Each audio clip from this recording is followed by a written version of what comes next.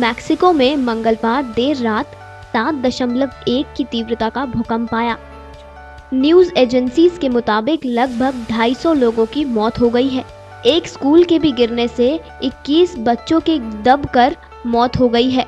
बता दें आपको कि इस घटना के बाद भारत में भी लोग सहम गए हैं। उन्हें डर है कि कहीं भारत पर भी ऐसी प्राकृतिक आपदा ना आ जाए।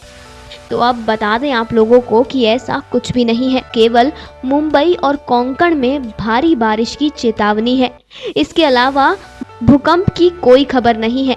तो ऐसे में हम यही कहेंगे कि आप लोग मैक्सिको में मौजूद लोगों की जिस तरीके से मदद कर सके करें, लेकिन ये सोचकर ना घबराएं कि ये आपदा आप पर भी आ सकती है। Final cut news desk.